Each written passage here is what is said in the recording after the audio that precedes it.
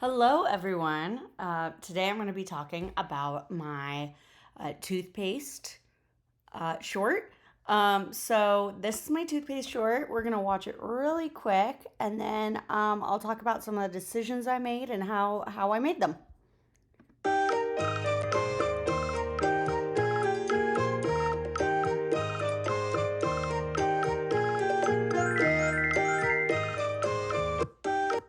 So that's the toothpaste short. So, as I always say, I got the idea from looking at trends. Toothpaste was trending on trends. I wasn't really sure what to do with that, but I decided to have a kid just brushing his teeth. Very simple. So, um, I created a bunch of different layers.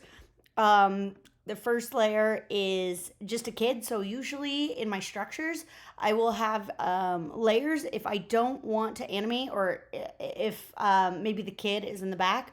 I will just create a layer. You could also create a peg. That's what pegs are for, but I usually just use drawings. And so I have a main drawing.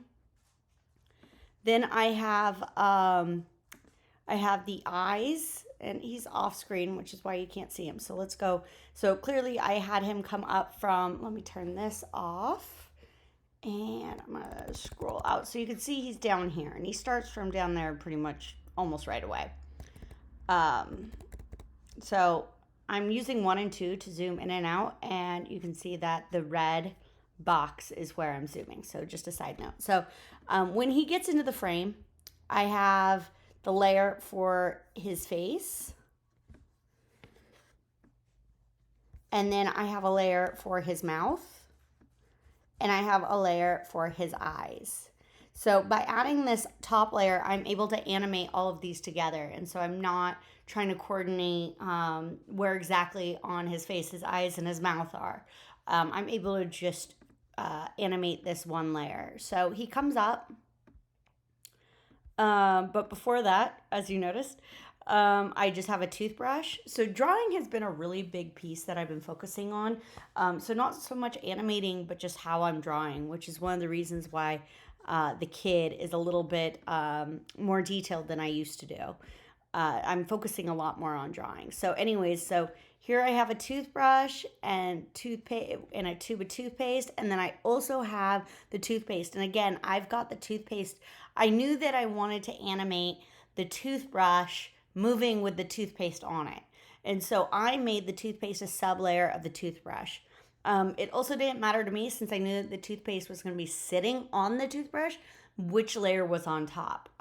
They would be moving simultaneously, so it didn't matter which one was the top layer and which one wasn't. So I animated the toothpaste coming in using period to go forward, frame by frame. And each one of these, I started with a little glob, a little bigger, little bigger, little bigger.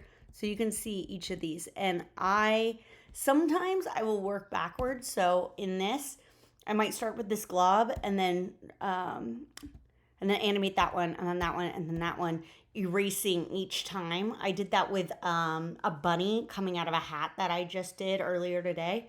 In this case, since the shape is really obvious, I just use onion skinning.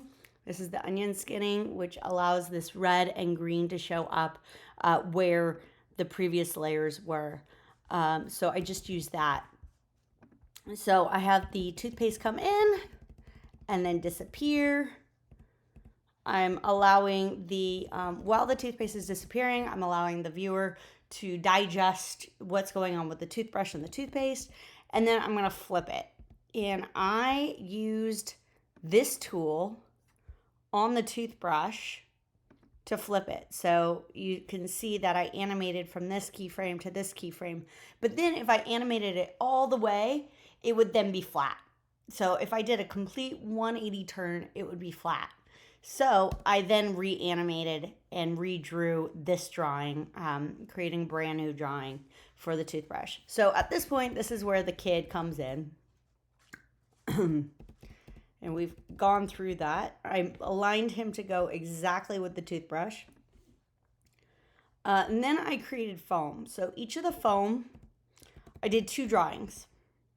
So that's one drawing, and that's another. And then I cycled these. So in order to cycle, I created these 4 frames, basically 2 drawings in 4 frames. Control, create cycle, and then I did 10 or so. And then that's how I have the animation of the foam that's coming out of his mouth. So that. And then I also animated the toothbrush, and they don't go, the foam and the toothbrush are not aligned in any way. I just had the toothbrush going back and forth on his mouth. So